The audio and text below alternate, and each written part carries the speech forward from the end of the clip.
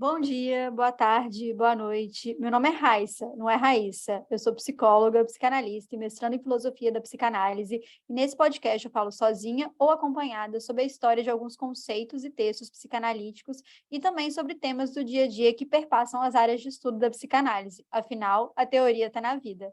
Sejam bem-vindos ao Só Ladeira Abaixo.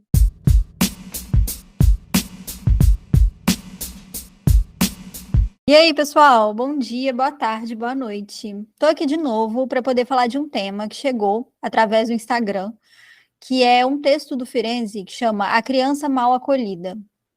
Relacionaram esse texto a um filme que ficou bem famoso por causa do Oscar, o After Sun. E aí, para poder falar sobre esse autor comigo e sobre essa teoria da criança mal acolhida, eu chamei um amigaço meu, que é parceiro de orientador aí, que é o João Maciel, psicólogo, mestre em psicologia pelo FJF e doutorando em psicologia pela mesma instituição. Além de um grande fã da Taylor Swift como eu, o João estudou Firenze tanto no mestrado e estuda agora no doutorado. Então, seja bem-vindo, João. Obrigado, Raissa. Oi, pessoal. É um prazer estar aqui no podcast. E eu chamei o João, né, principalmente porque a gente conversa fora daqui sobre esses autores esquecidos da psicanálise, né? Eu estudo a Salomé, ele estuda o Firenze, que agora voltou às grandes telas, mas era esquecido no rolê. E esse texto, A Criança Mal Acolhida, que tem 5 páginas, e eu fui ler para poder gravar este episódio, e eu fiquei, assim, devastada, né? Como a gente não estava lendo Firenze antes, João? Eu me pergunto isso desde que eu comecei a estudar ele. Porque assim, gente, né, desde esse início fica a dica aí que didática e que hipóteses maravilhosas. Antes da gente entrar no filme, porque a gente começou a ideia desse episódio para poder falar do Close e do After Sun, eu acho que a gente pode passar um pouco pela teoria. E antes ainda de chegar no Firenze, eu acho que a gente precisa falar o que é pulsão de morte. Afinal de contas, o que é isso que Freud vai inserir lá na segunda tópico da teoria dele, né, no além do princípio do prazer, e que essa ideia de criança mal acolhida vai vir por causa da pulsão de morte, né, João? Vai, diretamente. O Ferenczi é uma das primeiras coisas que ele traz no texto para justificar a hipótese dele de que tem um ambiente ali que reforçaria a pulsão de morte, é o conceito de pulsão de morte que o Freud traz, no além do princípio do prazer, que é um conceito importantíssimo para a teoria psicanalítica e que, assim, não tem como avançar sem a gente saber o básico do que seria a atuação da pulsão de morte no psiquismo do sujeito. E tudo muda, né, com a pulsão de morte. Aí antes, só uma recapitulação, a gente tinha um primeiro dualismo pulsional, que seria a pulsão do eu, ou de autoconservação, e a pulsão sexual. E aí isso começa a ficar insustentável, até por causa das psicoses e do próprio narcisismo, e aí o Freud já começa a pensar, né, ele entra numa fase amargurada da vida dele, por causa da guerra, enfim. E aí ele dá um duplo twist carpado e junta essas duas pulsões, né? As pulsões do eu e a pulsão sexual em uma pulsão que seria a pulsão de vida e traz a briga, né? O conflito bem característico da teoria freudiana, que é a pulsão de morte. Então me fala, João, mete a lenha aí explicando pulsão de morte pra gente.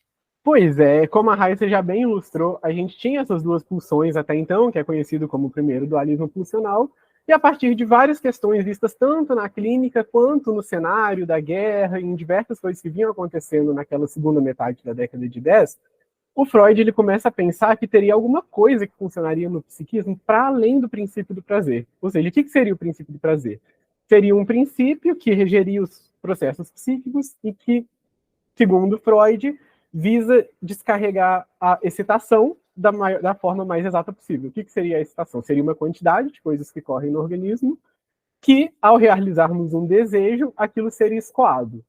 Porém, nem tudo levaria ao prazer. Nem toda descarga de excitação levaria ao prazer. E aí o Freud Ai, ai, fala, dor. ai, dor, exatamente. Assim, já começa difícil, né? Uhum. E aí o Freud vai trazer alguns exemplos de situações prazerosas, para argumentar que só o desprazer em si não é suficiente para negar o princípio do prazer. A gente tem o princípio de realidade, que é um princípio posterior ao princípio do prazer, que requer que a gente guarde um certo desprazer por um tempo para ele ser descarregado de uma forma mais efetiva futuramente. Então, sei lá, se eu quero ir para a Europa agora, assim, eu não vou nadar na praia de Copacabana e atravessar o mar, porque isso não é útil para mim, isso vai me render mais desprazer. Eu salvo esse desprazer de um desejo não satisfeito até eu ter dinheiro e ir. Assim, brincando um pouco assim, mas essa é a ideia do princípio de realidade. É um princípio que faz você aguardar o desprazer para ter um prazer mais satisfatório e mais efetivo posteriormente. Então, até aí o desprazer está bem. É basicamente a vida falando, né? Não dá para ter tudo, né? Não dá para fazer as coisas, a gente vive no capitalismo, então dá os seus pulos aí para você tentar, né? Tentar realizar o seu desejo, que não vai ser igual a sua fantasia também. Exatamente isso. Importantíssimo, o princípio de realidade está aí para guiar a gente. E aí, então, Freud fala, mas e o desprazer dos sintomas? Eles são sintomas porque eles são prazer convertido em desprazer. Então, isso também não vai contra o princípio do prazer. Ou seja, aquilo foi barrado pela moral, foi recalcado e se tornou um sintoma. Então, algo mais precisa estar além do princípio do prazer. Né? E o que é isso? O Freud vai trazer isso primeiro a partir das neuroses traumáticas. Os soldados que estavam voltando da guerra, eles, nos sonhos deles, eles estavam repetindo experiências que não foram prazerosas desde o princípio. Então, não teria como o princípio do prazer regular aquelas excitações, sendo que desde o princípio aquelas excitações, elas não podiam proporcionar prazer. E esses sonhos estavam sendo repetidos com frequência.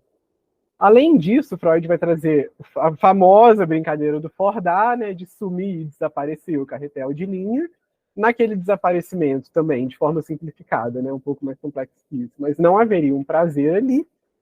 E, por fim, ele vai chegar a um conceito-chave do além do princípio do prazer, que é a compulsão à repetição.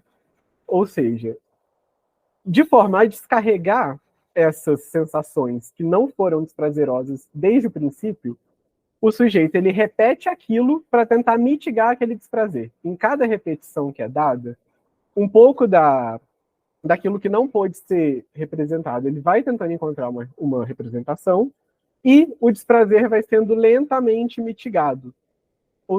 É nisso, então, que o Freud fala que estaria esse além. E a pulsão de morte, ela estaria exatamente aí. Porque o princípio do prazer tenta fazer isso pela realização de desejo. Anteriormente a ele, tudo que o psiquismo vai querer é descarregar a excitação, é chegar à excitação a zero. E esse retorno a um estado desprazeroso, antes do desejo, é a morte. Então, esse é o que está além, que faz o organismo se movimentar. É a tendência de retornar ao inorgânico, de descarregar tudo, seja prazeroso ou não, até que o sujeito não seja atormentado mais por nenhum estímulo. Então, basicamente, essa é a argumentação de forma bem simplificada ali. É um meme querer se fingir de morta, né? Basicamente. No sentido levado de às extremas. Pelo amor de Deus, tá complicado essa quantidade de estímulo e é uma tendência ao que ele até coloca, né, como princípio do Nirvana, e aí não é a banda,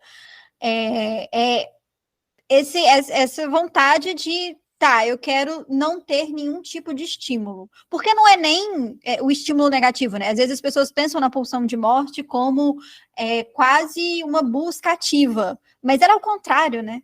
Ela é silenciosa. Ela é parada, é a inércia. É a inércia.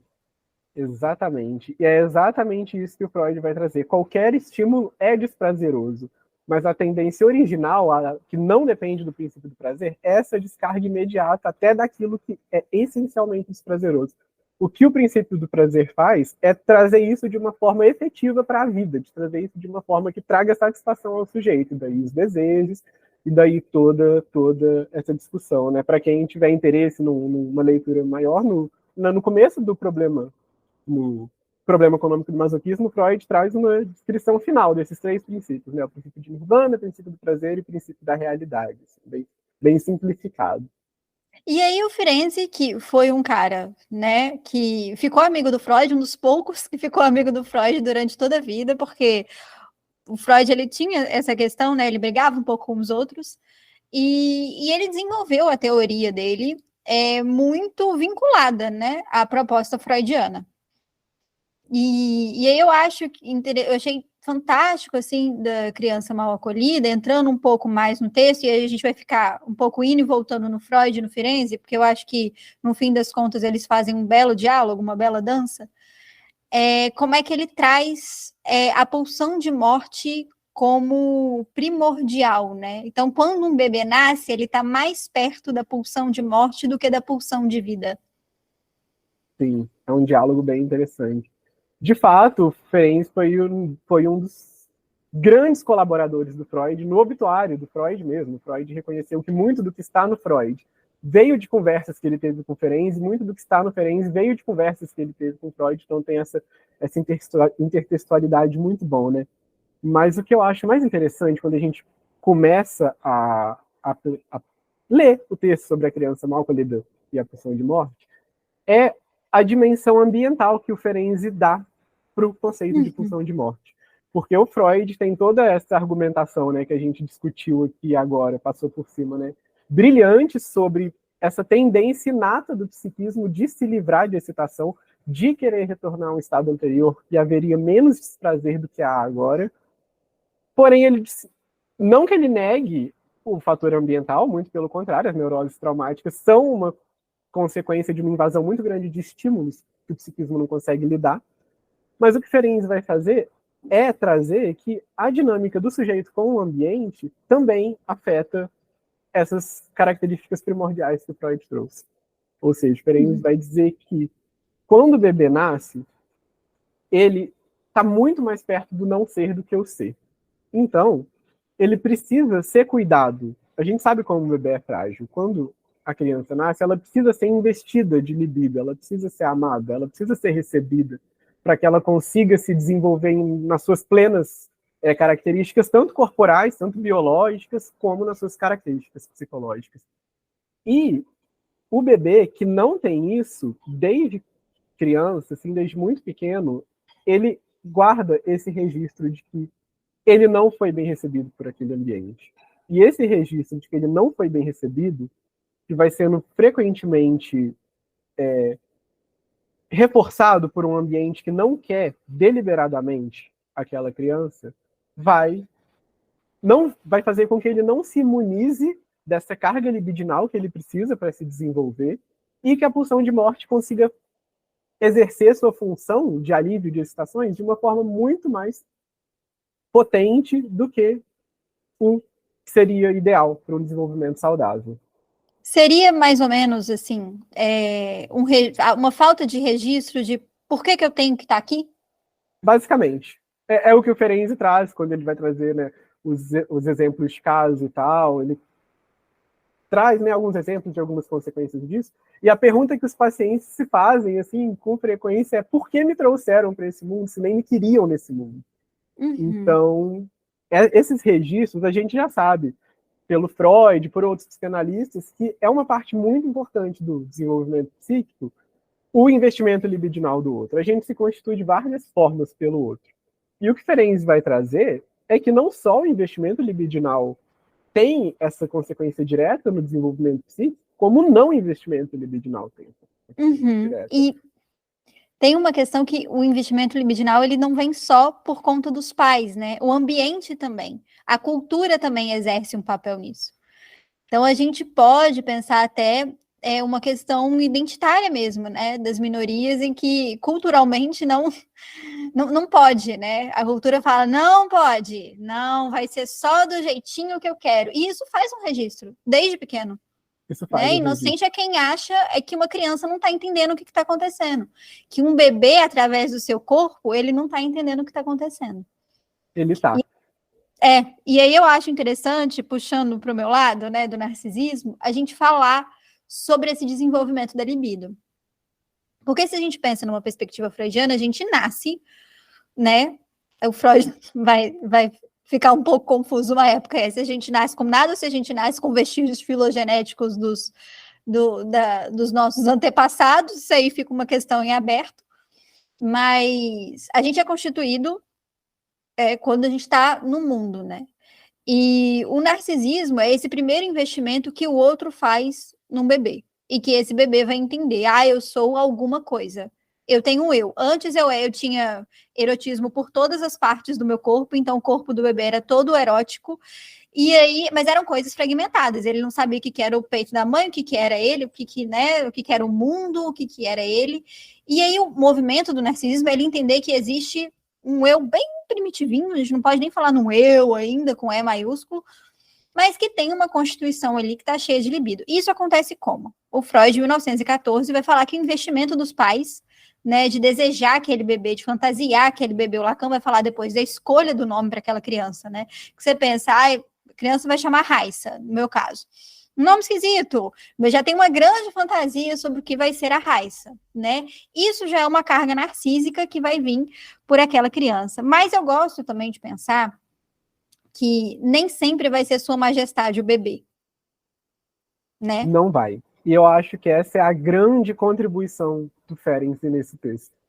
Porque quando a gente pensa numa forma quantitativa, é o registro que a criança vai fazer.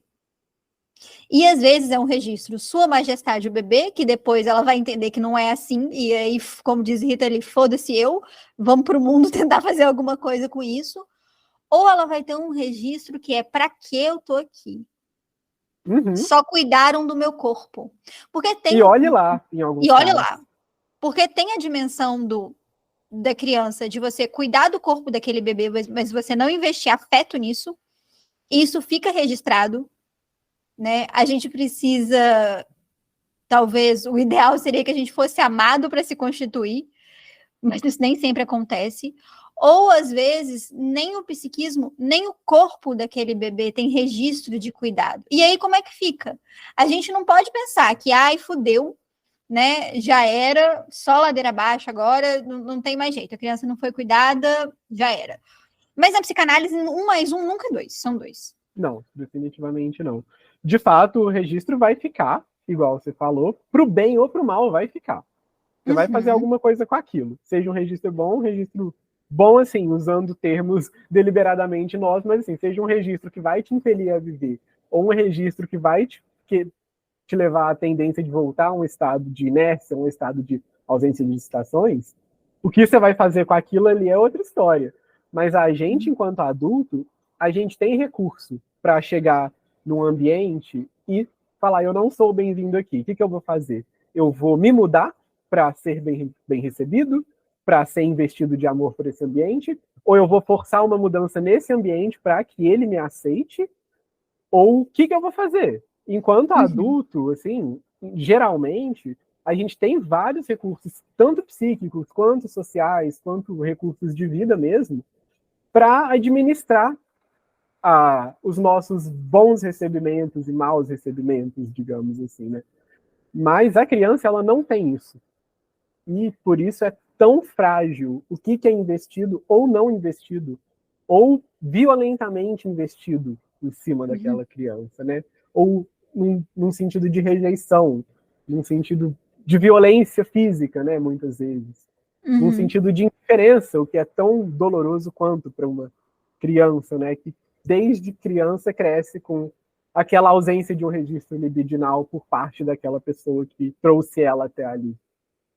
Exatamente. E o quanto, né, quando ele coloca essa hipótese da gente estar mais próximo da pulsão de morte do que da pulsão de vida nesse primeiro momento, com esse narcisismo a gente estaria constituindo a nossa pulsão de vida. Tipo, eu tenho registro, eu tenho libido, eu tenho porquê tá nesse mundo, porque, né, a gente fica a vida inteira arrumando desculpas e criando fantasias para justificar a nossa vida, né? O Freud já fala em Além do Princípio do Prazer, né? Que a vida é um grande rodeio até a morte. Assim. Você vai fazendo laços aqui, mas o objetivo primordial é voltar ao inorgânico, né? É o famoso cada um quer morrer a segunda maneira, igual o Freud traz, né? Então a gente fica aqui, né, tentando criar laço para a vida e quando talvez esse narcisismo ele é feito de uma maneira que foge desse investimento libidinal, vem o questionamento. Por que eu tô aqui? E aí a gente precisa de pulsão de vida e de pulsão de morte. É como se fosse uma moeda. Eu gosto de pensar como se fossem dois lados de uma moeda. A pulsão de morte de um lado, a pulsão de vida do outro. a gente caminha com isso junto, porque a gente precisa de angústia, a gente precisa de agressividade para poder viver, que isso vem da pulsão de morte, mas a gente precisa de preservar a nossa vida também. Né? Senão a gente pensa, então o ideal é acabar com a pulsão de morte e ter só a pulsão de vida. Aí a gente não sai de casa, né, gente? Se a gente for só preservar a nossa vida, a gente não vai comer um podrão ali na esquina, porque a gente pode pegar uma bactéria e morrer, né? Então, é necessário aí um risco, uma agressividade e uma angústia que é movido pela pulsão de morte. Com certeza. Eu acho que tem uma passagem até... Não é nenhuma passagem, é uma argumentação mesmo que o Ferenc traz num dos textos, outros textos dele, de um dos outros textos dele que eu considero assim, brilhantes, que chama O Problema da Afirmação do Desprazer, que é um texto que ele vai retomar a hipótese do Freud de que a negação é a última etapa do reconhecimento da realidade, de uma realidade desprazerosa, né, digamos assim. E o que o Ferenc vai contribuir de forma trazendo de forma simplificada, o que o Ferenc vai contribuir para essa discussão? Ele vai dizer que esse processo de reconhecimento da realidade é um trabalho conjunto entre as pulsões de morte e as pulsões de vida. Ele traz uma argumentação bem intrapsíquica, né, bem da dinâmica interna do sujeito, né, não como na pulsão de texto sobre a criança, mas nesse ele traz uma dinâmica interna. Ele vai dizer que a pulsão de morte, quando o sujeito reconhece que algo, um objeto externo, é desprazeroso, e ele precisa lidar com aquilo, o nosso meio de reconhecer as coisas é introjetando. A gente conhece o mundo, introjetando o mundo porque ele tem alguma coisa a ver com a gente. Então, eu introjeto aquilo para dentro de mim e crio uma representação. Ok, agora eu sei que esse objeto existe. Através da introjeção desse objeto desprazeroso, a pulsão de morte entraria em ação, porque eu introjetei algo que não lida bem, que meu ego não quer dentro de mim. Então a pulsão de morte se voltaria a isso de forma masoquista, né, porque o masoquismo é uma das consequências teóricas que o Freud aponta, né, da pulsão de morte, masoquismo primário, ou seja, uma tendência primária de autodestruição. O masoquismo voltaria para essa parte do ego, agora recém-introjetada, que é desprazerosa. Então ocorreria um movimento parcial de autodestruição para que a pulsão de vida conseguisse criar uma realidade mais favorável a partir dessa autodestruição. Ele até retoma Sabine Spielrein, né, daquele texto, A Destruição como Causa do Devir, né, na hora de usar esse termo. Né, ele vai dizer que esse trabalho conjunto é necessário para reconhecer a realidade. Eu não consigo reconhecer o mundo se eu não autodestruir alguma coisa desprazerosa e criar uma representação prazerosa em cima daquilo. Então, inclusive, acho que o texto sobre a criança mal acolhida e a pulsão de morte dialoga muito bem com essa própria noção. Porque se eu não tiver um investimento amoroso grande de um ambiente desde a infância, eu não vou ter pulsão de vida suficiente, ela não vai estar com a força suficiente para reconstruir tudo que foi autodestruído pela pulsão de morte. Tudo aquilo desprazeroso do mundo que eu coloquei dentro de mim e não consegui fazer nada a respeito, seja o que for. Então, eu acho que essa conciliação entre uma conversa sobre os mecanismos internos e a relação de como eles se desenvolvem e se relacionam com o que está no ambiente ao nosso redor é super importante. Eu acho que a Salomé tem muito a contribuir com isso, inclusive. Sim, ela fala, né, bastante, porque ela coloca a arte como uma maneira de lidar com isso, como uma maneira de entrar em contato com essa parte muito primitiva. Ela não vai concordar com a perspectiva de pulsão de morte, inclusive ela treta muito com Freud, porque o Freud vai enviando partes do além do princípio do prazer para ela, e ela fala, eu discordo, para mim é tudo pulsão de vida, porque essa volta, né, para esse estado que a gente não é nada e é tudo, um troço meio até psicótico, né, que a gente não sabe o que sou eu, o que é o outro, ela fala que esse retorno é um movimento, e todo movimento é vital. Ela é uma grande fã da pulsão de vida, né, não à toa fui estudá-la, porque eu sou muito team pulsão de vida, vamos viver essa merda 6 da manhã, toda. galera, vamos reagir. Tá horrível, mas vamos se divertir com esse troço horroroso, né? Então, ela vai falar que ela não vai concordar com essa pulsão de morte, mas ela vai falar que esse movimento de retorno a esse estado de indiferenciação, ele é um tanto criativo. E aí a gente pode fazer alguma coisa com isso, mesmo que ele seja muito desprazeroso. E aí o exemplo que ela traz é a arte, né? Uma fofoca aí de bastidor, ela teve um relacionamento com o Rilke, aquele poeta melancólico que o Freud até escreve sobre a transitoriedade, que é um dos textos mais bonitos do Freud para mim. Ele escreve depois de conversar com o Rilke, porque ele era melancólico pra cacete. E ela fala que escrevendo foi a única maneira que ele conseguiu dar contorno a esses traumas infantis, porque ele, aí trazendo para uma linguagem freudiana, ele foi uma criança mal acolhida. E aí, o que ele fez disso? Ele escreveu coisas muito tristes, mas ele viveu. Porque não tem jeito certo de viver, né, gente? Viver não é viver feliz, isso é uma coisa muito positivista, mas é como você dá contorno à sua vida. Como você dá algum sentido e você faz algum tipo de laço. Exatamente. E aí ele fez um laço através da escrita, através da poesia. Então é interessante porque ela traz essa dimensão, e ele fala no texto dele, né, de uma possibilidade clínica de reviver uma infância e de ser irresponsável. Isso é quando ele vai abordar, né, ele muito por alto, um parágrafo tal, ele vai falar um pouco sobre qual a consequência que essa hipótese, né, de que o ambiente na primeira infância fortaleceria a pulsão de morte pode trazer para a prática psicanalítica. E ele vai dizer que esses pacientes que foram mal acolhidos, que já têm essa tendência à autodestruição muito mais forte, a princípio, numa análise, esse paciente ele tem que ser injetado, né, impulsos de vida nesse paciente, para que ele consiga reviver essa infância, consiga reviver esse período que ele tinha que ter sido abastecido amorosamente, não foi, para que só então ele consiga entrar em análise de fato e seguir naquilo que a gente toma como uma análise comum, né, de superar as resistências e lidar com a frustração e ser castrado e a realidade é difícil mesmo, e assim. Isso, esse osso da análise que é super difícil. Ele vai dizer que isso, nesses pacientes, essa parte da análise só pode chegar depois que o paciente é primeiro acolhido e reimunizado com impulsos vitais, né, digamos assim. E aí, voltando, né, um pouco, antes dos impulsos vitais, como a gente pode pensar nesse ambiente que vai acolher mal a um bebê? Porque a gente pode pensar isso numa casa em que aquele bebê não foi desejado e que, né, não necessariamente porque uma criança não foi desejada, quer dizer que ela vai ser mal acolhida. Definitivamente mas não.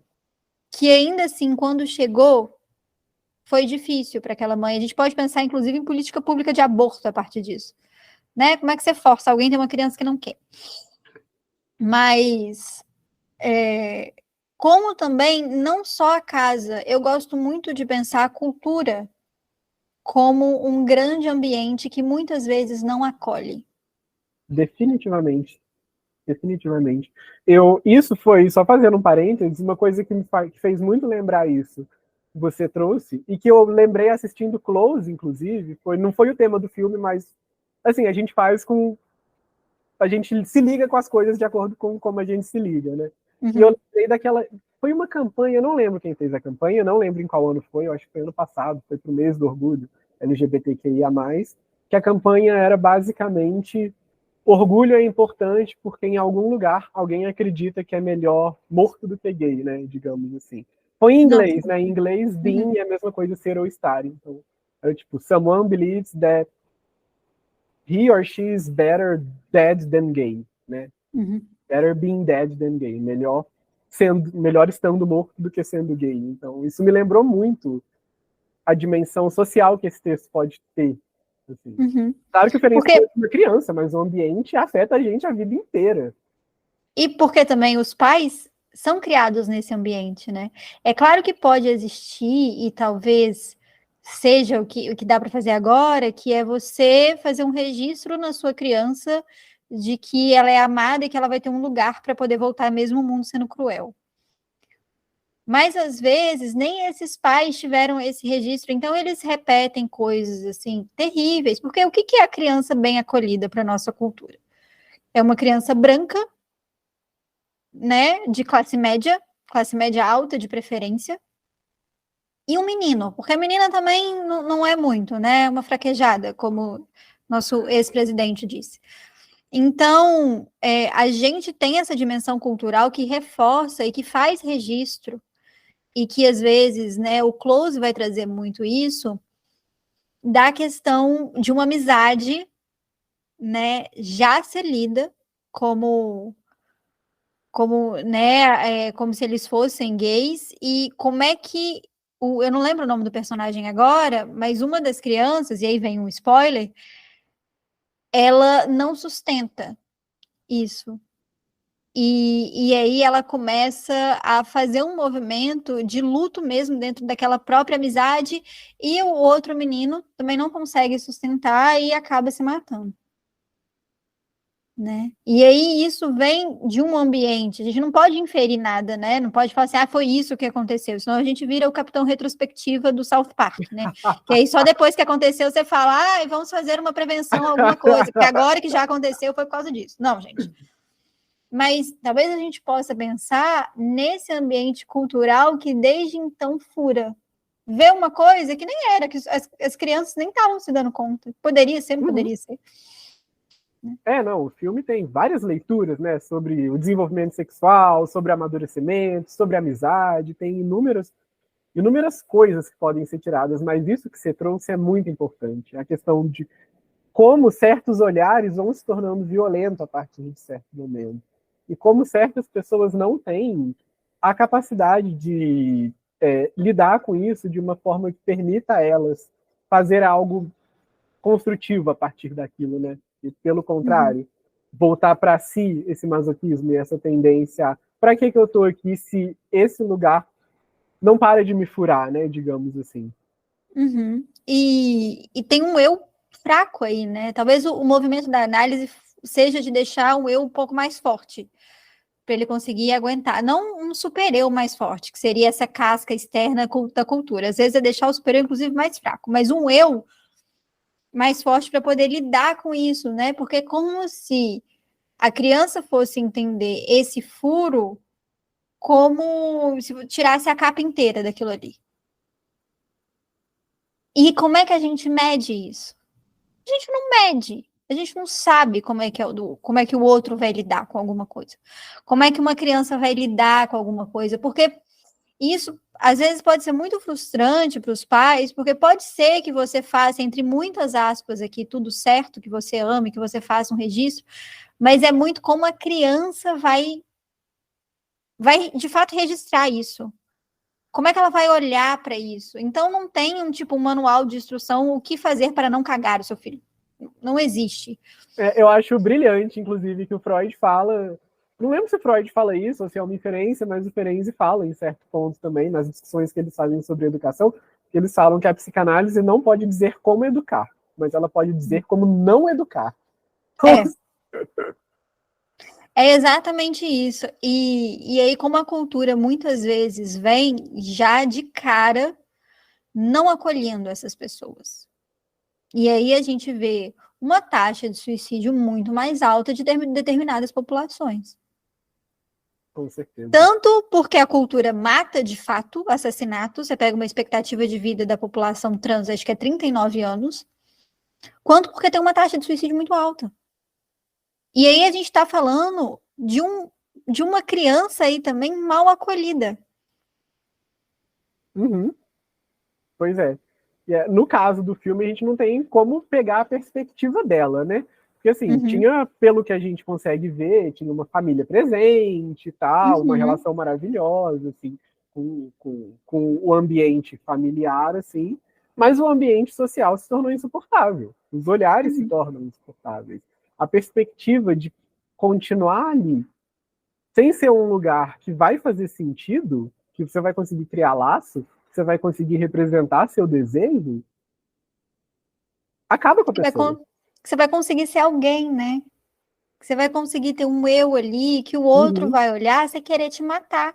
Cara, é igual trazendo uma coisa bem atual, né, que aconteceu essa semana, que foi a questão lá do Léo Lins e da piada lá, né, que aquilo nem pode ser chamado de piada porque é um crime. Gente, em que mundo que a gente está falando, que a gente quer, se a gente quer um mundo melhor, né, porque aí também é uma outra questão, que fazer uma piada com escravidão em negros é legal. Como é que a gente pensa num ambiente acolhedor para essas pessoas? Tem gente que ri disso. Porra. É muito complicado. É uma discussão completamente delicada. Porra, né? Então, a gente não tem um como fazer na psicanálise, e eu acho isso muito bonito, porque não tem como fazer em nada na nossa vida.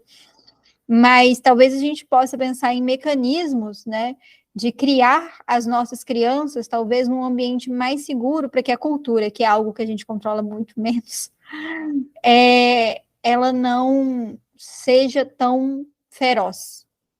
E ela vai marcar, não tem como a gente pensar que não vai marcar, ela vai fazer um registro, mas que esse registro não seja capaz de rasgar esse eu. Porque furar vai, né? Mas o Por aí problema é vai. quando rasga. E como a gente viu, o desprazer é importante, a gente só consegue alterar a realidade através da percepção de que ela é desprazerosa e de que a gente consegue fazer alguma coisa em cima daquilo. Mas para fazer alguma coisa em cima daquilo, a gente tem que ter força para fazer alguma coisa em cima daquilo. A Registro gente de tem que ter vida, né? desejo para fazer alguma coisa em cima daquilo. Tem que querer viver e viver bem a partir daquilo. Então, assim, desprazer é importante, mas é importante também ter força para se livrar do desprazer, né? Digamos assim. Uhum. E eu queria trazer um outro filme que me marcou muito, que foi o After Sun, foi indicado ao Oscar, né, de melhor filme. Foi indicado ao Oscar de alguma coisa. Eu sei Acho que que foi o melhor melhor ator. ator foi. É. É, o melhor ator foi. Inclusive, ótimo o Não, Paul eu amei. Mescal. Esse filme pegou pesado, assim. Foi tema de análise. Ele traz essa questão, né, da pulsão de morte e muito depois visto pelo olho de uma criança que não estava se dando conta de que o pai estava passando por uma fase tão difícil. E Pois é. talvez se dando conta de que o pai é um sujeito, né? Porque quando a gente vai crescendo, tem muito essa ideia de que, ou às vezes os pais são as piores pessoas do mundo, né? Mas que os pais são super-heróis. Que eles não têm problema, que eles sabem tudo que eles estão fazendo, né? E quando talvez ela revisita isso enquanto adulta, vendo aquelas filmagens, né, do último verão que ela passou com o pai, ela consegue reconhecer uma tristeza ali que antes ela não tinha se dado conta. Exatamente. E através desse reconhecimento, uma coisa que eu acho magistral no filme é que até da primeira vez a gente mesmo não percebe a dimensão, e numa segunda assistida a gente vai conseguindo Uhum. retrospectivamente ver ali. E aí a gente vai pegando falas do pai que a gente não percebeu na primeira vez que a gente assistiu com tanta. Não, ou percebeu e não deu a dimensão, não viu aquele chamado, né, aquela profundidade na fala ali, do pai falando, aquela pergunta, o que você imaginou fazendo nessa idade? Ele falou, nem imaginei que eu teria chegado nessa idade. Ou, o que aconteceu no seu aniversário de 11 anos, sei lá, 7 anos? Não tive aniversário, não lembro, meus pais nunca lembravam do meu aniversário, então, assim, pelas essas coisas pequenas, a gente consegue pegar, pelas falas do pai no filme, que ele foi uma criança que não era para estar ali. Uhum. E foi, acho que até por onde, né, que você me mandou o post no Instagram pela primeira vez que chegou a ideia de gravar esse episódio, né? Foi exatamente. Que era um comentário mesmo sobre essas falas singelas, mas que demonstram o quanto aquele pai não foi querido quando era criança e estava tendo dificuldade de ter um movimento com a filha, né, de tentar ter uma Uhum. coisa legal ali, mas ir no meio Porque entre trancos e barrancos, né? Mas como é que você faz registro se você não teve muito? É claro que dá, gente, não é nada fatalista. A gente retifica durante toda a nossa vida o que fizeram da gente, né? e o que a gente fez da Mas gente? e o que a gente fez, o que a gente continua fazendo, da gente repetindo, e, né, compulsão a repetição viva aí além do princípio do prazer. Mas como é que você faz como é que você narcisa uma criança se o seu narcisismo ele foi muito frágil? Né, pensando por essa perspectiva. E às vezes as coisas chegam na fala, igual você falou, de uma maneira muito singela. Eu não tive aniversário, eu não achei que eu fosse chegar até aqui. E é uma coisa que é repetida a vida inteira, às vezes sem se dar conta, né? Porque é o lugar que ele se reconheceu e que ele se estabeleceu e que ele se constituiu. E aí o que a gente faz, né? Eu gostei muito do que ele traz nesse finalzinho do texto, que é permitir a vivência infantil antes de começar uma análise. E dar esse gás de vida, essa pulsão de vida. Olha, você é importante. Você tem o famoso laço social do Lacan, né, num outro contexto, mas você pode fazer algo diferente. Você não é um produto dos seus pais, né? Só não é uma merda que seus pais cagaram. Então, você pode ser alguma coisa. Sim. E eu acho isso muito bonito. Eu acho que tem uma frase que é maravilhosa, eu não lembro a frase letra por letra, mas é que ele fala que no final o ideal é que esses pacientes eles consigam reconhecer a felicidade onde ela pode ser encontrada, que é uma coisa que esses pacientes não conseguiam fazer até então, né? Então, através desse processo de deixar a criança, o paciente agir enquanto criança e depois entrar numa análise e começar a lidar com a realidade, enfim, aquele paciente consiga reconhecer a felicidade, onde ela puder ser encontrada. Sim, e fazer também um laço que permita ele viver da maneira que der, né? Mas que permita que ele se reconheça ali. E aí, por isso que eu gosto da Salomé, quando ela traz o Rio, que assim, porque ele não teve uma vida feliz, né? Do que a gente pode chamar de felicidade. Mas teve vida. E aí a gente abre muito campo, né? Do que é vida. Como é que ele conseguiu, dentro da escrita, né? Dentro da poesia, como é que ele conseguiu se inserir no mundo de alguma maneira que foi suportável ele fazer várias coisas. Uhum. Né? Então, talvez o que você pode pegar do que fizeram de você e através da arte, que para mim um dos conceitos mais bonitos do Freud é a sublimação. Amo. Né? Taylor Swift, rainha da sublimação. Vamos sublimar toda angústia para alguma coisa, né? O conceito de sublimação vai ser transformar um destino da pulsão, né, em algo que não necessariamente é sexual. Então, a criação artística ou a criação intelectual. Mas é você fazer alguma coisa com aquela quantidade de angústia que está aí. Uhum. Né? E eu acho a arte, e quando a gente pensa no filme também, quando pensa no After Sun, foi uma história real, né? A diretora tinha os registros com o próprio pai. Não sei se você chegou a ver, eu vi no Twitter. Não, fonte Twitter. Tem a foto dela, a foto da atriz e do ator, né? E dela com o pai, na mesma época da viagem que ela se inspirou. Então, talvez o que dá para poder fazer com essas coisas que fizeram, né? Que outro laço a gente pode pensar e o que será que dá para sentir? Porque quando a gente vê o filme, e a gente pode ficar horas aqui debatendo sobre o After Sun e o Close, bateu em diferentes lugares para mim, em lugares diferentes para você. Com certeza. Porque em algum momento nós fomos crianças mal acolhidas, assim. Eu acho que toda criança tem esse registro de talvez de uma frustração e que os seus desejos não foram correspondidos pelo ambiente, né? E que bom, isso aí faz parte. O problema é quando é só a criança mal acolhida. É só aquilo que tem. Mas quando a gente pensa, né, que nada se perde no aparelho psíquico, no inconsciente, a gente tem os nossos registros melancólicos. Uhum. E a gente revisita eles através da arte, né? Então, às vezes, uma coisa emociona a gente, e a gente nem sabe o porquê, mas é porque tocou num ponto ali tão primitivo, de um lugar tão difícil de acessar, que na hora que você vê, você está sentado no chão da cozinha chorando. É exatamente assim. Eu acho isso magistral na arte, como a arte diz da gente e ao mesmo tempo ela diz do outro, e ela é feita por um outro e a gente toma ela de uma forma nossa, e você toma da sua forma, e eu também da minha forma, e isso é tão incrível. É muito, muito. E eu acho que culturalmente, agora a gente está num momento longe de estar no ideal, né? Porque as coisas ainda estão bem complicadas, mas a gente está caminhando para produzir filmes assim, para produzir músicas assim, falando sobre, inclusive, essas questões mal acolhidas, sobre como é crescer num mundo que não te acolheu bem. E aí tem uma dimensão que é você não se sente sozinho.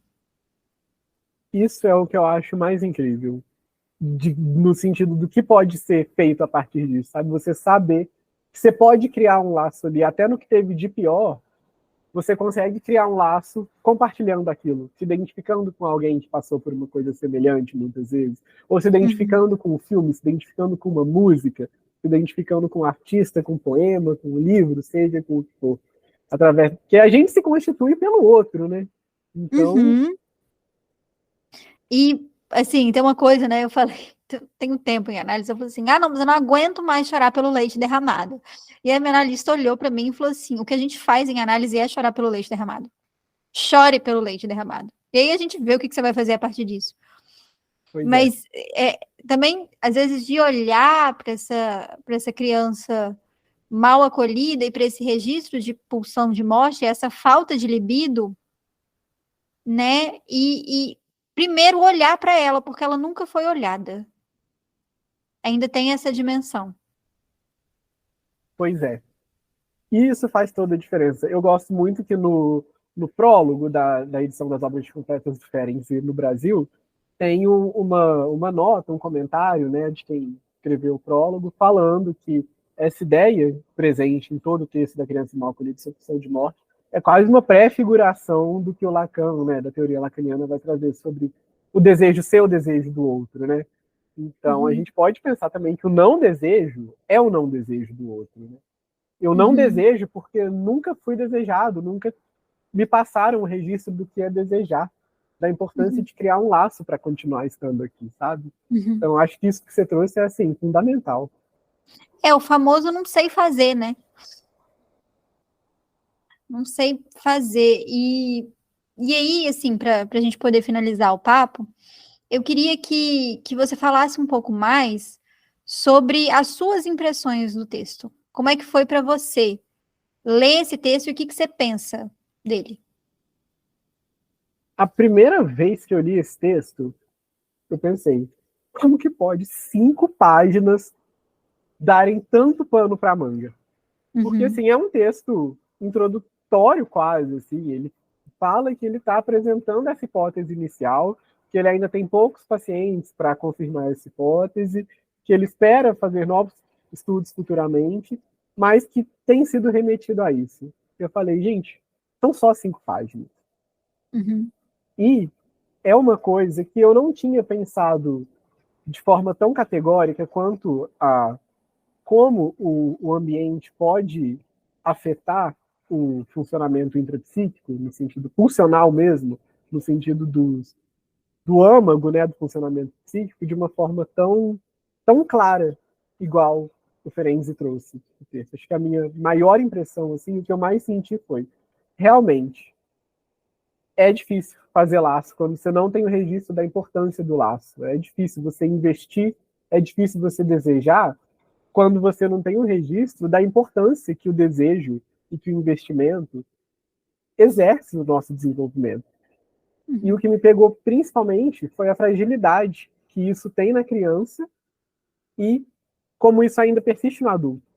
Porque, assim, é até o que Ferenczi traz em outro texto, né? Ele fala, lapide o adulto que você encontra a criança, né? Então, assim, igual a gente trouxe, a gente, enquanto adulto, a gente tem mais ou menos recurso para lidar com esses não acolhimentos, com essas fases de tendência autodestrutiva, seja com o que for. A gente tem mais recursos para lidar com isso do que uma criança tem. Mas ainda assim, isso não é irrelevante para a gente. Eu acho que a rejeição não é irrelevante para ninguém. E eu acho que as consequências de uma rejeição tão forte, igual aquela que o Ferenczi traz no Criança Mal Acolhida, Opção de Morte, para alguém que está tão no começo da vida, foi o que mais me pegou. É porque não tem defesa ainda, né? Não tem defesa. Quando você cresce, você até pode criar uma defesa. Às vezes você pode até ler o texto e falar, mas quando eu era criança, sei lá, fui mal recebido, mas depois passei a ser bem recebido e agora sou muito bom, não sei o que e tal. E o oposto também acontece. Às vezes você teve uma infância maravilhosa e pode ter, assim, um efeito da pulsão de morte por, assim, igual o psiquismo é dinâmico e tal, igual você trouxe, né, psicanálise 1+1 não é 2, mas a influência é muito grande. Não tem como falar que a gente passa batido pela vida. Não tem como a A gente falar gente que a não gente passa. passa batido por esses outros que cuidaram da gente. Porque, igual você disse, né? O bebê, a gente nasce prematuro. A gente precisa que um outro cuide, que um outro ame, né? Por muito tempo, por muitos anos, né? Como é que será que a gente pode pensar, então, essas crianças que não tiveram esse registro? Porque elas estão aí, e aí a gente pode, né? A gente vai reclamar de questões muito posteriores, às vezes, de problemas que viram políticas públicas, sendo que, no fundo, a gente está falando de crianças que foram mal acolhidas. Uhum. A gente tem o recurso, né, de lutar por uma política pública, de falar essa violência não dá, isso tem que acabar. A gente tem, mas essa criança não tem. E o que a gente vai fazer com isso? Com a gente vai se encaminhando. A gente vai dando o nosso jeito de ser bem acolhido, de se auto-investir narcisicamente, de ir para os lugares que a gente consegue criar um laço. Mas o que a gente vai fazer com essa criança que não tem essa capacidade ainda? E o cara escreveu isso em de quando é o texto? O texto é de 29. Gente, 1929. Pensa só. Uma coisa tão atual.